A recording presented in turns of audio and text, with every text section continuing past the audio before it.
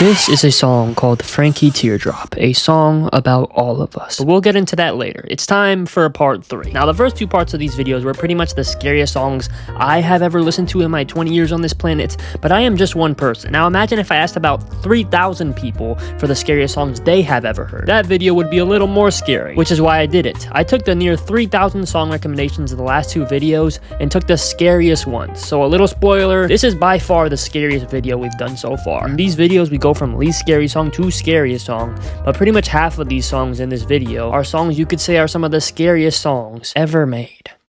I have until August to either choose a traditional career or YouTube. Please help me make this my job.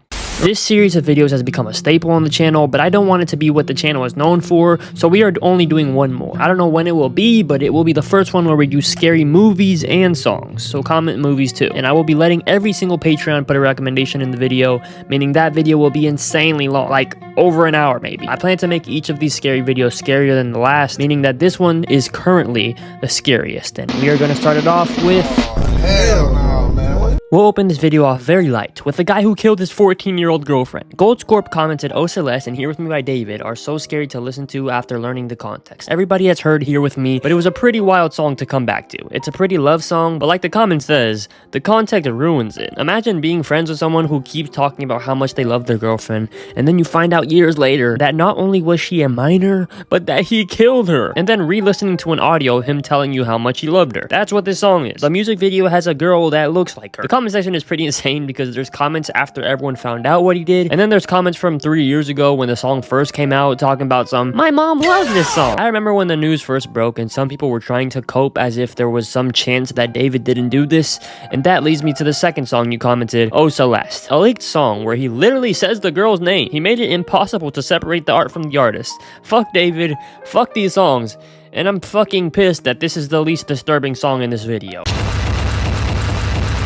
Nicola left this comment about White House, a band that makes such disturbing music that their own frontman can't listen to their album because he finds it terrifying. And Nicolas recommended a song from 2003 called "Why You Never Became a Dancer." Now, you told me not to focus on the visual of this creepy woman, well, like, that's kinda impossible, because what the fuck is that? But I do agree with you that this is not the most unsettling thing about this song, because this song is like a harsh noise diss track. There was this film in the 90s called "Why I Never Became a Dancer," a short film of just random footage and a girl telling a story over it, about how she was going to leave this town she was living in by winning the dance competition, but in the middle of her competition, when she was cooking and clearly going to win, a bunch of guys she cracked throughout the years started yelling that she was a slag and ruined her performance, which I guess slag just means like a low value woman in Britain. But I say all this to say that this song a decade later is like a diss song to this movie. The woman who made this was Tracy Emin, and she went on to become a huge cultural figure in Britain. I think more than a diss towards her though, this song is a criticism towards the impact of her short film. The way I see it, it is the criticism of how our pain and sadness and trauma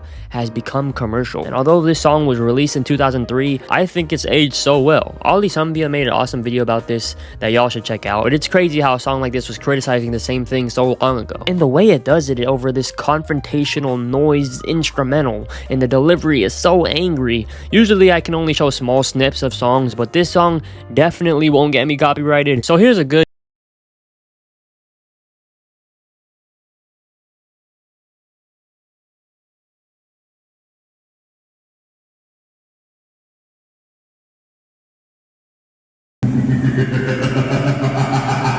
SKDFSDF, great username, commented that this song by Ethel Cain is genuinely horrifying. It's named after the lake in the 9th circle of hell? What? So just off hearing that, I was scared to listen to this song, and I was listening to it in the dark, so I was already a little spooked. And then I clicked play and immediately got goosebumps, because this song from a sonic perspective is the scariest one in this video. Like, the second you click play, it is just creepy. It's like a demon is moaning in your ear. Then this guy comes in whose voice makes you feel even more uncomfortable, and he begins to say all this weird shit, and then there's this sound of like bugs flying in the background, and at this point, I just turned the lights back on because there was no way I was gonna torture myself like that. There's a lot of theories about what this song is about, but they are all around the concept of the album that I am not listening to anytime soon. It's summertime right now, I'm trying to listen to a nice vibe, not this. But honestly, not knowing what is going on is a big reason why all the scariest movies I've seen feel so scary, and being confused at the end of this song made me feel that feeling. Sorry for all the Ethel Cain enjoyers in the comments, but I'm not touching her discography for a while. Now, this is a point in the video where I just have to be straight up and say I have no clue what this order of songs even is anymore. Like, each song is supposed to get scarier than the last, but honestly, I had no clue on how to rank these because I think all 4 of these last songs could be the scariest song in any of my other 2 videos. And I'm gonna start this off with what is probably in the top 3 most commented songs, Hamburger Lady by Throbbing Gristle. Rap Vinyls 14 said that it's a very creepy song, especially when you go into why it was made. So I said to myself, I'm gonna listen to the song without any context, then get the context, and go back. I'm a fucking idiot, because the instrumental by itself is not a fun listen. Then you get these like chopped up vocals. And then by the time you finish the song, you go for the context. And this is a song about a woman who got burnt in a car crash so terribly that she looked like hamburger meat. Like raw burger meat. The lyrics on the song are bits and pieces from an actual letter of someone who worked at the hospital. So reading back on the song, it makes everything feel so much harsher, like they weren't even taking this patient seriously. And yes, reading back on the lyrics was enough for me. I did not re-listen to the song. Yeah, that brother's starving.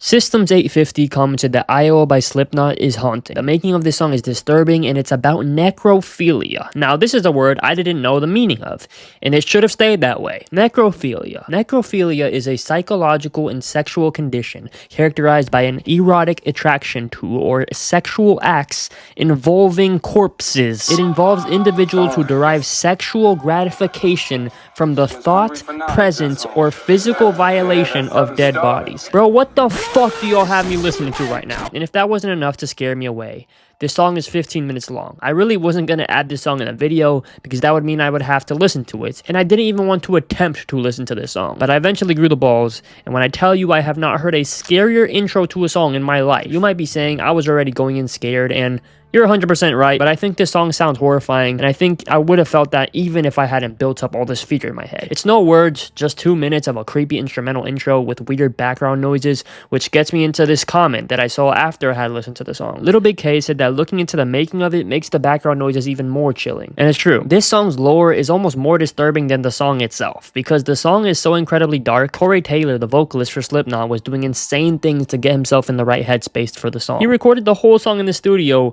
naked. He brought broken glass into the studio and started cutting himself during recording. He even vomited multiple times because he was pushing himself so hard. But this is just all the things we know that are 100% fact. There are a lot of other way worse things that are rumors around this song that some think are made up, but a lot of people believe are true. Like the idea that the background noises are recordings of real murders or real torture, or the rumor that there is audio of someone actually being harmed in the studio. But again, I didn't know about any of this when I was listening, and I know I said earlier that not knowing is usually what scares me the most, but I think if I knew all this stuff on my first listen, it would have been an even worse experience. Eventually, the first vocal of the entire song comes in at like the 3-minute mark, and all he does is scream, yeah. The song then starts becoming a lot harsher, the heavier guitars come in. Have you guys ever seen that clip of those 2 security guards at a metal concert, and the singer is like, "This is a fun little song about shooting blood from your car."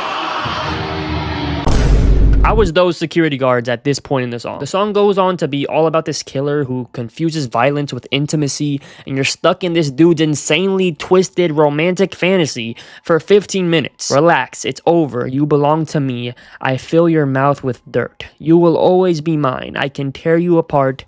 I can recombine you. You belong to me. I will kill you to love you. Man, I hope YouTube don't cook me for putting this in the video. I listened to this song 5 days ago. This song was the last song I listened to for this video, and I'm still shaking up about it. More than the actual gruesome content, it's just scary to me how dark of a mental and emotional state some people can reach. But this is somehow not even in the top 2 scariest songs in this video.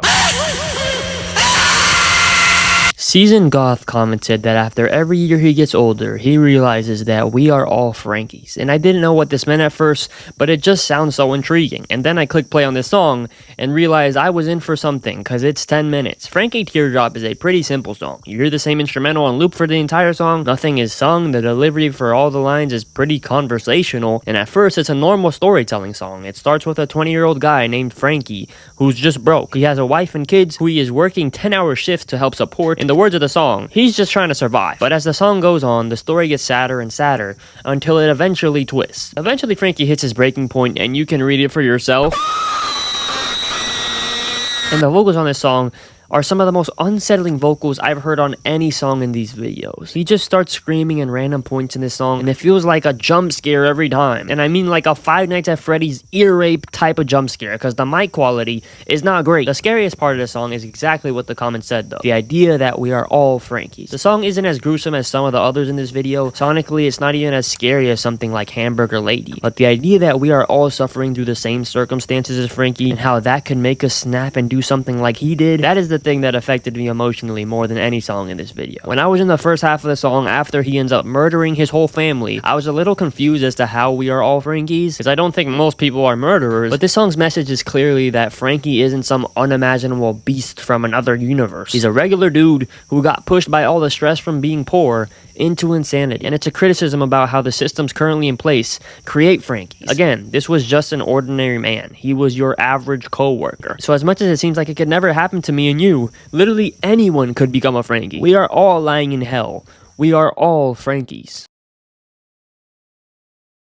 Juan Philip Winfred commented, Mary Turner by Shoo Shoo is one of the most disturbing songs I've ever heard, and it's a true story too. That's 3 comments in a row where the comment itself is already terrifying, but this one unfortunately is the worst one, because Frankie Teardrop is a made-up story. Iowa has scary rumors around it. Even Hamburger Lady, which is a true story, is just a lady who got in an awful car crash, which is crazy to say out loud that it's just that, but this song's story is like 10 times worse. This song makes Hamburger Lady feel like a lullaby. Hamburger Lady, of all songs. Hayes Turner was a black man who was killed in 1918. He was wrongfully accused for killing a plantation owner, and without any evidence, he was lynched. Absolutely horrible. This is not what this song is about. This song is about Hayes Turner's wife, named Mary Turner, who spoke out against this murder and was punished for it. A lot of these songs and all these videos imply horrible things, and even when they aren't implying horrible things, they aren't fully explaining everything in insane detail. But this song is a lot like a song I brought up in the first video, Dance with the Devil. Dance with the Devil is a horrible story, but the lyrics make it so much worse because not only is everything explained to paint the exact picture, but the person explaining everything is a great songwriter who knows how to make the listener feel every little thing. That is exactly what this song is. He tells you where it happened, how they did it, and with the instrumental in the back to match it, it's just one of the most uncomfortable listens I've ever had.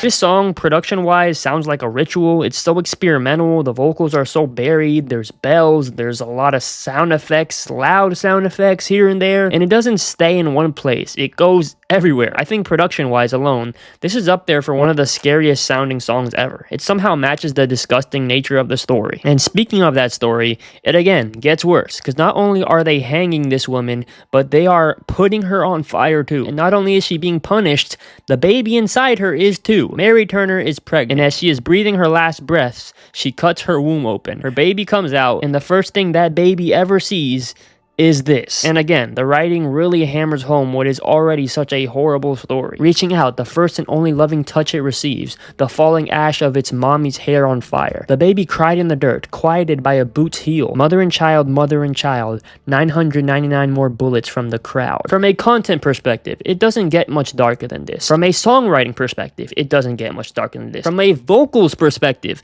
it doesn't get much scarier than this. And the production, man, when he says that the baby comes out, the song has like a beat switch to this horror movie sounding instrumental, and you hear these baby sounds. Song ends with 4 lines: fuck your guns, fuck your war, fuck your truck, fuck your flag. And I think that speaks for itself. Usually I end these videos with a final scary song that is more of a joke, but this time, too much scary stuff for me. I'm fucking drained. My next video is maybe the best video I've ever made. I'll see y'all on Wednesday.